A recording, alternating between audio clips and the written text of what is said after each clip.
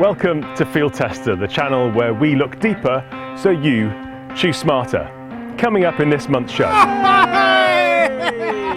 world records and world champions. People have said, oh, we paid the crowd, all this sort of stuff. It's like you can tell Well, you did, didn't you? The expense of creating an eco clay. 8 years and lots of lolly. We have a steel versus barrels update, a life hack for chokes and I-ray thermals. What's not to like? Now, we think there are a lot of very talented field sports folk out there who aren't recognised for their skills. So who's to say we can't create our own set of world records and challenge you to beat them? Let's start with setting a distance record for shooting an eco clay with a steel eco shell.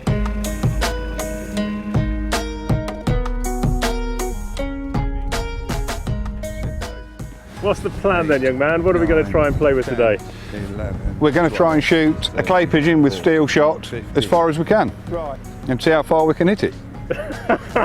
Simple as that? Yeah, simple as that. So we'll, hopefully I don't make a fool of myself.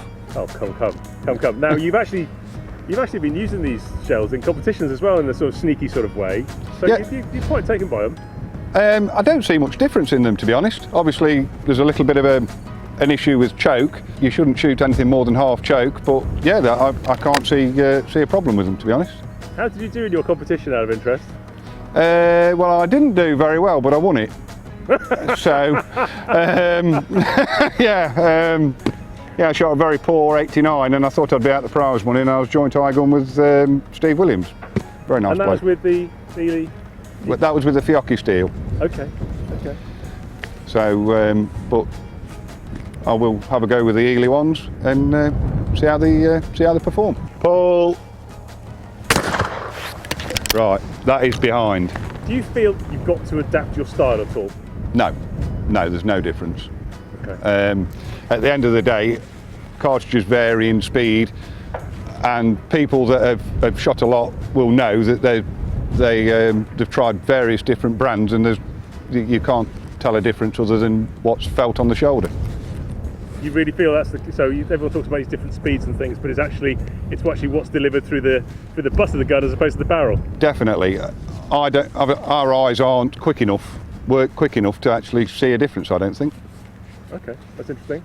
So go on then, just give us an idea. What do you reckon we're going to get to? I would like to think we'll definitely get to 100, possibly more. Okay, cool. But we shall see. Been a little bit coy on that, aren't I?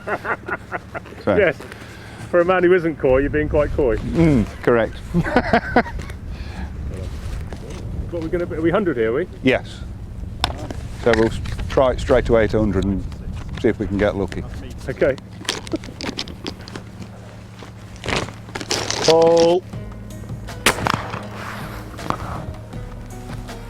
Pull. I think I know where I am. Pull. Pull. Well, there we go, at 100. In a wind. In a wind. Consistency might not be as simple. Pull. And again. Is it 96? 96? That's metres? That's metres. Yeah. So then you've got 15 yards up. I'm sure if you did the mathematical equation, it's over 100. But you're not surprised. You don't look surprised at this. You've had a go at this. I've done a fair bit of messing about, David. Yeah. You're not coming cold. Have to go back a bit. Hang on a sec. It'll be interesting to see how far we can actually go back with them, because I've been confident to go a lot further with lead, but looking at that, I think there's quite a few yards left in it. But we shall see. 3, 4, 5, 6, 8, 9, 10, 11, 12, 13, 14, 15. Right, that's 15 more of my paces. I'm quite tall, so they're more than yards. So we've gone 15 paces further back and we'll range find it after I've hit it. Pull. Pull. I'm surprised that didn't break, that one. Pull. I'm stopping now. Pull. That went a long way, that did. Yeah. I might have to shoot that a little bit quicker. I'll need some more bullets. Pull. Right, that is behind.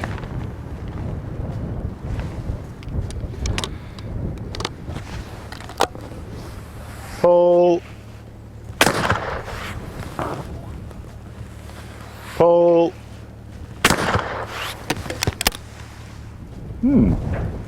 Shall we go a little bit closer? Pull. Pull. I'm going to try a different technique to shoot that now. Pull. Pull. Ah, slowed down.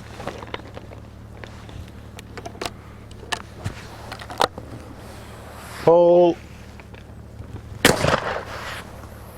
Pull. Oh, that hit that hard. I had to break my brain then. I was miles behind it. Well done, that smashed it. Pull. And again. And again! Bloody hell, mate.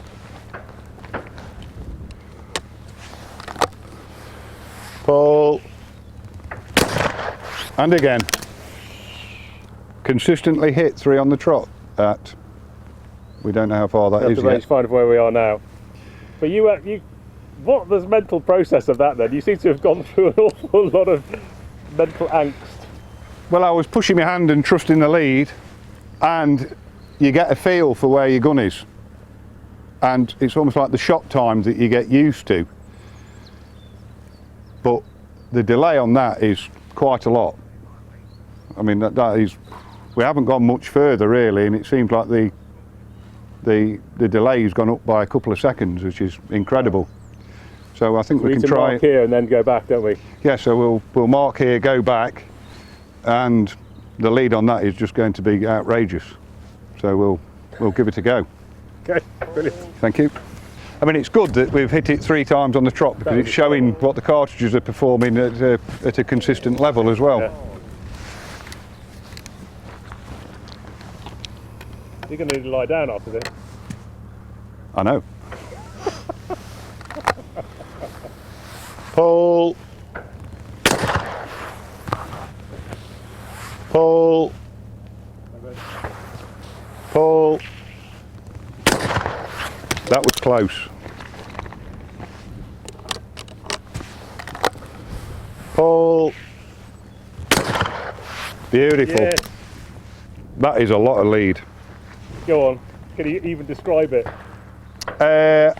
What it felt like, you can't see. If you try to repeat that visually, you've got no chance. I would say that when the clay got to those trees, I probably shot the other side of the pylon. So if you were looking at that out where the clay line is, it looks to me about 30 yards lead. Shall we go back further? Well, yeah. Do we need to? I think we just need to just recap where we are. So I need to. Where are we now then, Jonathan?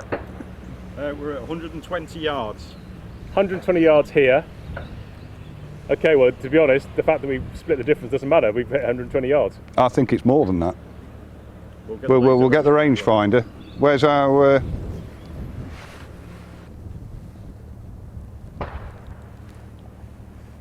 107 metres. Go on then, do your. That's not quite 120, but it will be by the time you've gone up. 107 metres is 117 yards. Yeah. What? Shall we go back further? Yeah. Let's have another 5 yards on that. Okay.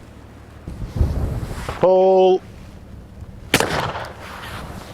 I'm behind that, you know. Pull. Beautiful. You only chipped it. Front edge. It was a headshot. Pull. One more. Pull. That'll do me. I've had enough. Well, I think you deserve, I don't know what you deserve. No, I don't. A paper hat. But that was, well done. That was really impressive. 32 gram 5 as well, you know. We shoot at things a lot further, well, with bigger stuff. Is there any need? So 32 gram 5s. And that hit that, something that's 100 mil in diameter, and it... In a windy day. On a windy day, you're making it sound better. I know. Your hair's fluffing, so I want to add that in. Yeah, and for how hard that hit it, I'm amazed how hard that hit that for a 32 gram 5. Incredible. But we got about 4 or 5 at this point, which is... What distance was this? 125 yards or metres? Yards. And then that's flat, so you can add a bit to just to make it sound a little bit better. Okay. I'm sure we could work it out if we got the height of it. But yeah. Are you surprised, or you were pretty confident we were going to get there? I know that I could hit stuff at that distance, but with steel I was a little bit doubtful, but there's no need to be. So clays, shells, Clays, bloke behind the gun. yeah, of course, good. yeah. Glasses, all good. Yeah, and a stock by Manuel Ricardo. Get that in. Pull. Beautiful. How the hell did you shoot it? What was the technique you sort of felt was working? Staring hard at the clay and moving my hand an enormous amount in front. Okay, we're shooting what, 30 feet you said? No, how many? That'll be 100 feet, which sounds ridiculous. Well, it is ridiculous, but yeah, incredible, absolutely incredible. But when I started to be more aware of the gun, that's when I started to miss. But if you can keep your eyes on that clay at that distance, you'll hit it consistently. So that computer upstairs then was doing the calculations for you, was it? Definitely, 100%. Hand-eye coordination. That's what the sport is. Well done, Nick, especially in that wind. And just to confirm, it was an Ely Eco Wad 32 gram 5 and 125 yards-ish. Now, incredibly, it's just shy of 10 years since I filmed George Digweed at Bisley Live, shooting a clay at 130 yards using standard game bore shells. It got a lot of tongues wagging and sort of set a benchmark and was, I suppose, our first world record. Anyway, I've been to chat with George about that very special event.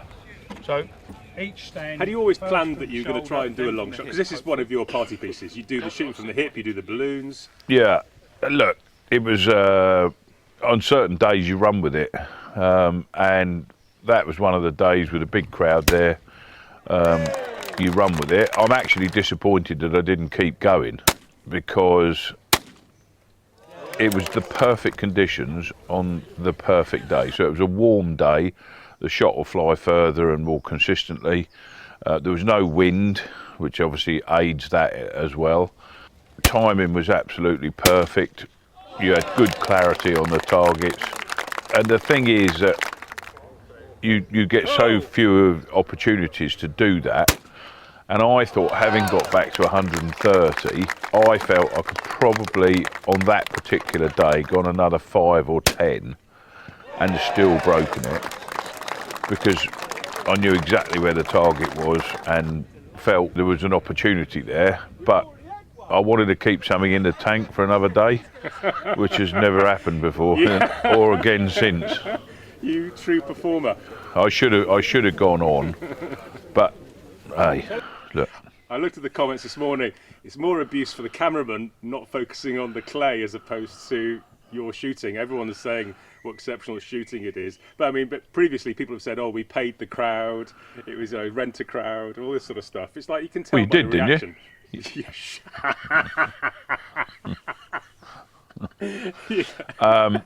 Look, everybody that is there knows exactly what happened, and that's, as far as I'm concerned, that's all that needs to be done. I mean, look, there's been world record attempts done, and they've done something in America and everything else.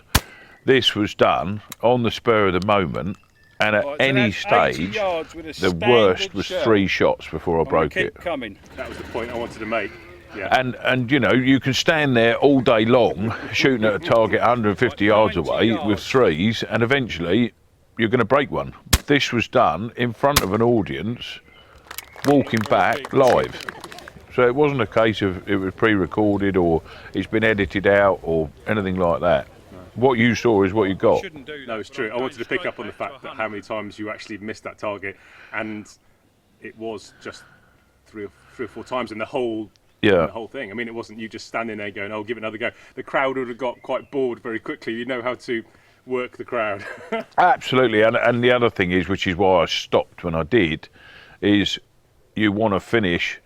You know, it's like quite often we've had these. You know, and I've seen it this year as well. Is you have, you know, a fantastic shoot, as in clay shoot, and then they have a final at the end of it, and the final is so ridiculous. The winner shoots 16 or 17 out of 25, and everybody goes, "Well, what's all that about?" You know, he's missed 10. I could have done that. Whereas if you're breaking it all the time, it puts just a different aspect on it. Oh! I'm not going any further. 130 yards. That just gives you the idea of how far a shotgun will kill. Many have tried to beat and emulate George's efforts 10 years ago, and in fact the Gould brothers shot a clay at 180 yards only recently, but using a turkey load. Now, from clays to the kit of the moment, thermal, and here's Ryan Charlton.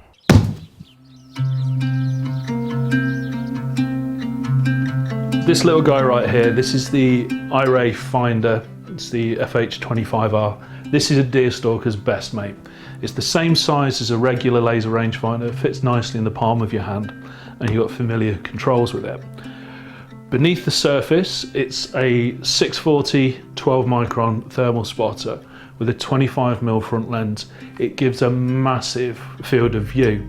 You've also got a built-in laser rangefinder that's accurate out to 1,000 meters. So not only can you spot quarry, which for things like Chinese water deer in the big fields is excellent, you can also get a range on them, so you know how far the quarry is and how far you've got to stalk in so you can get to them. This will record, it has the most internal memory of all the iRay products. It's got 16 gigs built in, and it's got 8-hour battery life from the built-in battery. Like all of the iRay products, it's just a regular USB, so you can run it from a power bank, or you can recharge it in the truck between farms. It's so small, it'll fit in your top pocket, nice and easy to carry. And there's 2 versions of the Finder series. Again, we have a 640 version, which is the FH25R, then we have the FL25, which is the 384 version. So we've got something for each budget and each performance requirement. Price point on these for the top of the range FH25R, this is retailing at £2,534. For the 384 version, it's coming in at £2,280. Most people, particularly if you're varminting, will take away a laser rangefinder with them. Every deer stalker has their binos. Something like this just clips onto your bino pouch, and it gives you that extra edge, sort of right on first light and last light. Also in the middle of the day, in the woods, seeing things move, deer move so quietly, this gives you the edge over them. Back to clay shooting and Austin Shooting Ground, where we're doing our steel versus barrels challenge, where we're putting 10,000 EcoWad Ely shells down the barrels of a reasonably priced Yieldits shotgun. Will it survive?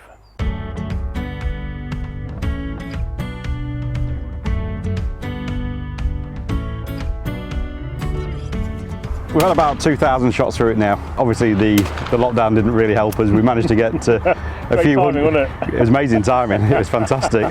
Couldn't have been better. Thanks, Boris. But yeah, since we've been open, we've had probably about another 1,500 shots through the gun. So she's about ready to go off and have its next inspection at the gunsmiths. But it's been really well received. That's fantastic. Yeah. And everything seems to be standing up so far. No major problems. No problems at all. No, the gun's performing well. The cartridges are absolutely fantastic. They're smashing the clays, and that's what we want to see. Yeah, we've had no problems at all with the gun. But it's really not the action that we're too concerned with. It's the barrels because of the steel. So a good, careful, visual external inspection is very good, and you also feeling the barrels with your hands. People sort of understanding the concept, they're getting it, they think it's important to do this sort of thing? The world's changing, and obviously steel and lead debate is very topical at the moment. I think everybody's come to the realisation that we can't stand still as an industry. We've got to move forward. Steel's coming, probably for all disciplines. So now's the time to showcase and to highlight what steel's capable of. At the end of the day, our European and our US friends have been shooting steel for years with no problems. People have been pleasantly surprised. So they came with obviously some reservations. So they've shot the gun a few times. Yeah, they've gone away happy, safe in the knowledge that steel's probably going to do the job.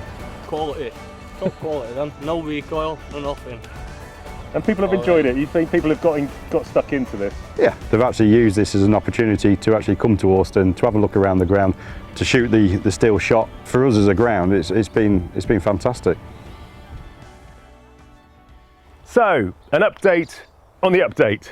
The steel versus barrels challenge is completed. 10,000 shells have gone through that Yieldits, and next time we'll bring you the full report from the gunsmith. Good, bad, ugly.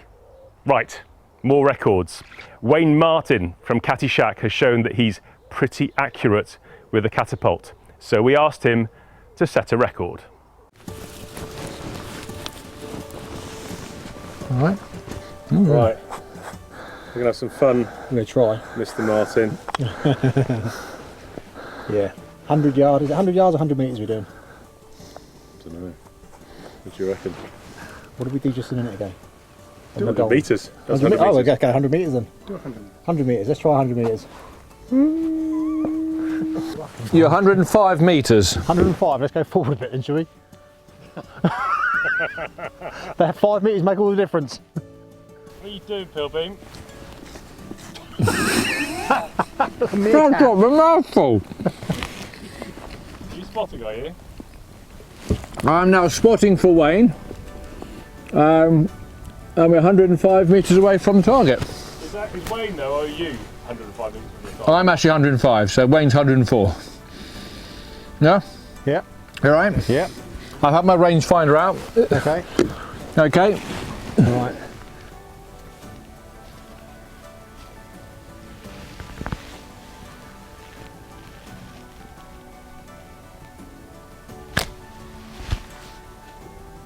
Oh.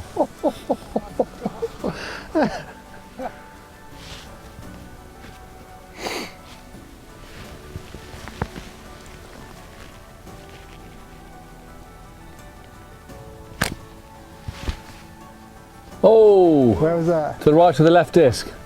A foot to the right of the left disc. Elevation wasn't far out at all. That's not bad. Oh! Was that it? Can you Did I hit it? I thought I hit it. That hit something. Just can you replay that? Looks like it hit. I sure hit it. 'Cause it hit. I heard the noise, but I saw the sand move next to that right-hand clay. I reckon I could have hit it. It looks intact to me. You definitely would have broken it with it. Oh yeah, 100% will break it. Oh! Oh no, it hasn't. I thought that was it there. No, so did I. You see the ball bearing there. You see them here. Yeah. Yeah. It kind of it hit that round that area there. So. Bloody hell.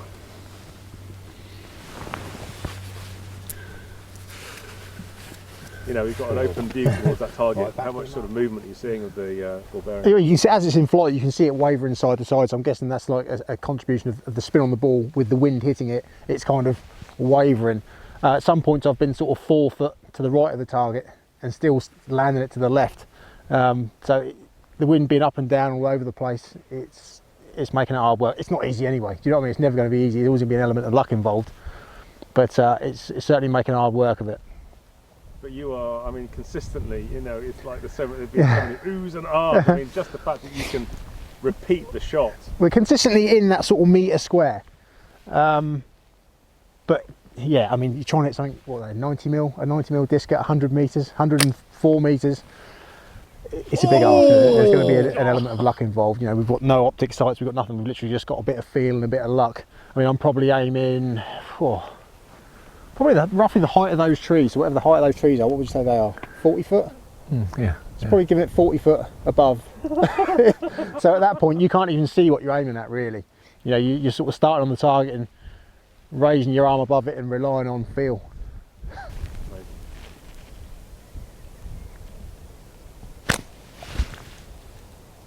Oh!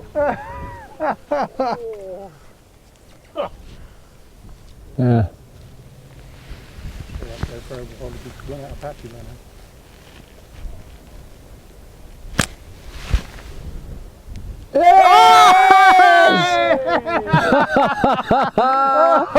Hey!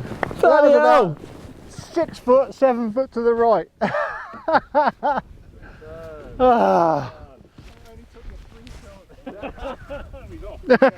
Drop the mic, walk away. The cat. What can you do? Oh, Tim's in. Are you the new Norris McWhirter? I am definitely, yes, I'm verifying this. Yeah. 113 yards, that's 102 metres, isn't it? Is it? Yeah. We need it. What is it in metres? Can you convert it to metres? I could do, but I've got no idea on this one. So I've got 112 yards. So you're just over 100 metres then. Is it just over 100 metres? Yeah. Ding dong. Ding dong. Thankfully, Well done, with mate. crosswind as well. Yeah, that's right. Yeah. About 7 foot up the right hand side. Managed to drop one into it. Yeah, I want to see. Yeah, you got. I don't even know what I want to look at. It's just a broken play. Do you know what I mean? I still want to look at it. Is the old design, is it? Yeah. Got a bit of weight to it. Is that intentional? So. Yeah, well, what it made solid, so it's made from stainless steel, so you can't really damage them any sense. You can chuck it in your bag, chuck it in your pocket, run over it, do whatever you like with it. And also the weight of it takes out the recoil of the heavier bands, so it makes it a much steadier frame to shoot. Yeah. Well, it's actually destroyed it quite well, hasn't it? Rather than just, I thought it was probably just going to break it into a few bits. Look at all the steel around it. Don't make a point of that, David. Third shot. Bloody hell. But it goes to show the grouping, doesn't it? You know? Yeah. Oh, look, you see, look at the target there. Yeah. Yeah, there you go. See where it's hitting. Please, we got it done. Please, we got it done. I thought, is this going to happen? Obviously, the wind, you can see the balls curving and dropping in.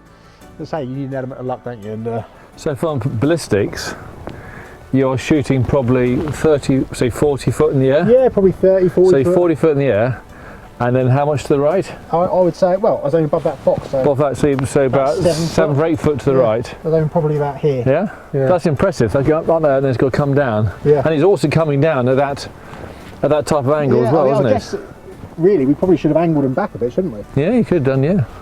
But yeah, they're coming down up from what I can spot on the binoculars at that angle, so more nearly vertical. Yeah.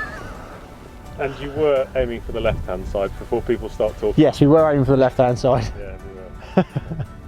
Well, originally the right-hand side was a marker until the wind picked up. So, you know, that was my marker to come down onto the left, obviously in front of the gong. But then the wind picked up even more, ended up going more and more to the right, you know, using different markers to come down onto it. That's the longest shot you've done. Yeah, definitely. I don't think I'll be attempting another one, not on a target that size anyway.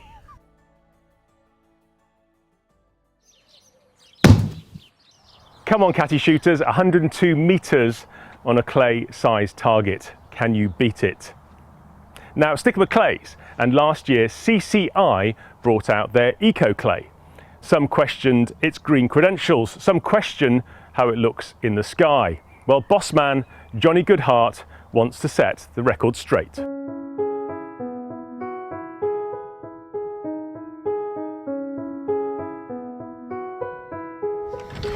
Okay, Johnny, so what's the plan then? What are we going to try and show today? Okay, so one of the issues that people perceive of these clays, the eco clay, is that they don't look the same in the air. So we're going to load half the carousels with normal pitch clays and half with the eco clay. And then we're going to go back and we're going to film it from underneath, and I'll give you a £5 if you can choose the right one. You and a £5? Wow. Generous.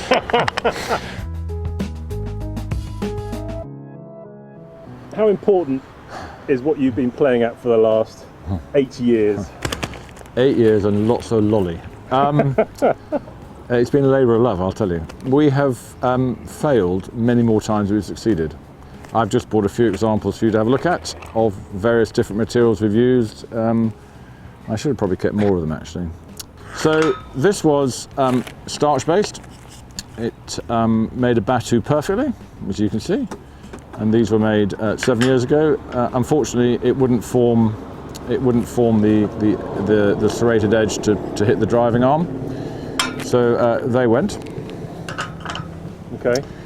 Then we went to pure lignin, which is obviously it's a tree resin, and toffee. It is like toffee. And when you shot it, if you got it right, it broke very nicely, but it was very prone to having single pellets through it. So that went.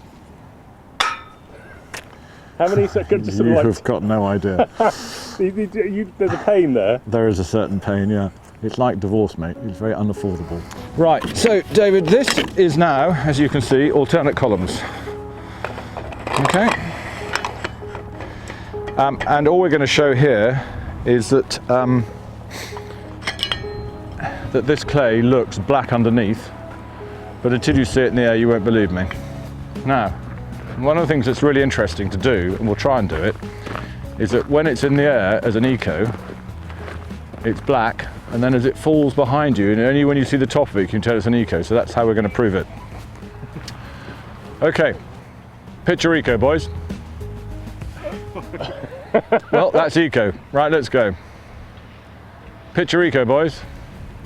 Pitch. But only when it's on top of you. Yeah, okay, on you go. Picture eco. Come on. You're wrong, it's an eco. And this is the ground manager that can't tell the difference. So, as good as the shooters are, right, go. Picture eco. That's a pitch. But I'm cheating because I can see the carousel. Right, so you turn round. I'm bored of you cheating. No, turn round. Shut your ears, right? Just don't look. Is this? Are we on A or B? Be yours. That's definitely a pitch. You're right. It's difficult to tell on that actually. Well, ooh, pitch. Ooh, eco. So they failed. That was another. There's an awful lot to be expected of your product, isn't there? Yeah, we're trying to produce a clay that replicates coal tar at about the same price point. Was rather like looking for a needle in a haystack. All right, so. You happy with the experiment so far? There's no fivers changing hands here, Johnny. No, I'm about 25 quid up, so I'm good with that. Yeah. No, okay. So David, right, here we go. We're now at the side. We're sort of 20 yards off the side of it. Oh yeah, but you waited for that to come a long way down. I know. You cheated. because a fiver's a lot of money for me. So there you go. There's a pitch. You cannot tell. There's a pitch side on. It's only when you see the head of it. Yeah, it's only when it gets below eye level you can really tell. So now we've gone 30 yards the other side. Jonathan, yep. Your call. Okay. Ready? Yep. Pitch. Give off.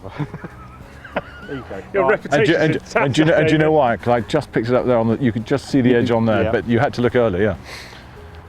Yeah, now you can tell it's pitch when. Again, you've got to wait for it to drop to the eye line. When I bought the company with my partners 16 years ago, the first trip I went on was to France, and I was presented with this. And he said, "It is meld," and I said, "Yes, it is meld." And this was a byproduct of the Mediterranean sun hitting a stack of coal tar targets. So we won't have that in the future.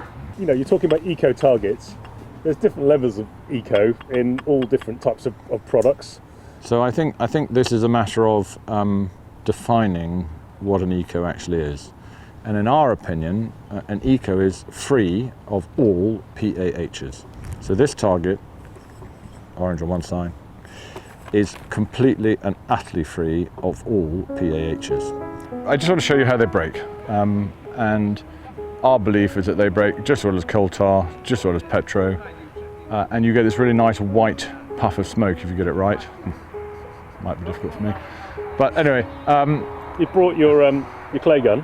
Yeah, I bought my absolute go-to clay gun. And it's got its Zimmer frame out and we're going to have a go.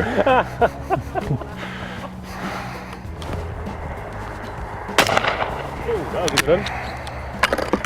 So did you see that? Did you see that? Well, you know, the Zimmer frame and I get on from time to time. But did you see how it went white in the smoke? Yeah. So that's really the only way you can tell the eco from a distance. Okay, I'm going to try a couple more. Ready? Mm-hmm.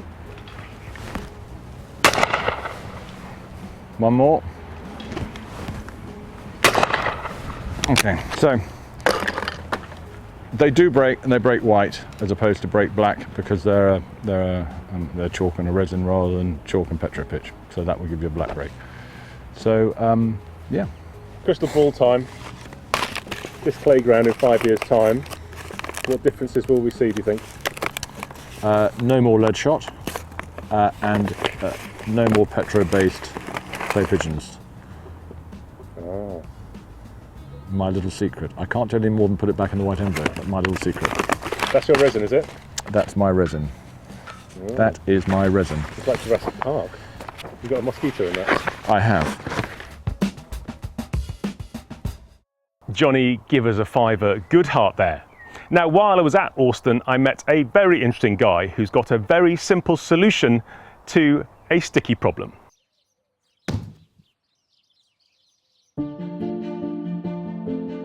It grew out of somebody with a stuck choke. Somebody had a stuck choke and they didn't know how to get it out. It's like, if you look on what is available at certain, gunsmith groups, it's pretty, antiquated. Basically, we've got a removal tool system for sort of sticking or stuck chokes. This one I'm holding is the Teague style. Obviously, what the principle is a sort of tapered plug in a tapered body. The choke removal system's inserted into the barrel. There's an Allen key.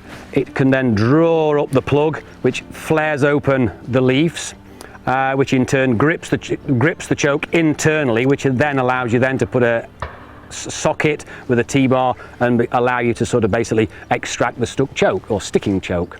And we also make them for the Briley system with the sort of 4 pins. We have the pins specially made. We grind the pins out of a special steel, and we do them in titanium, stainless, and all fully handmade by myself, fully CNC machined. I like the finger keys, which again, it's a slightly different product, which is just a knurled head, and it stops you over tightening chokes. Most people over tighten chokes, in my opinion. This particular key was made for a friend. Again, very simple procedures, like any other sort of key. You can just push it in and then literally turn it out. It's self-explanatory. It does exactly what it says, on the tin. Excuse my fingers. And again, if you were to insert it, I suppose with cold hands, in a pigeon hide or whatever, you fancy changing your chokes? Well, this with the arm is just born out of modification of the product that we have, which is the finger key, which is a knurled head. Again, some people prefer the arm, the speed of the arm, and some people prefer the finger key. But again, it stops you over tightening your chokes, which is kind of fundamental. But again, you can't beat grease. If you put a bit of grease on, you won't get them stuck. So I'm probably selling myself short here. I'll be quiet. Yeah, edit that bit. That's it from me this week. Thank you very much for watching. Next time, we'll be back around the table talking more stuff.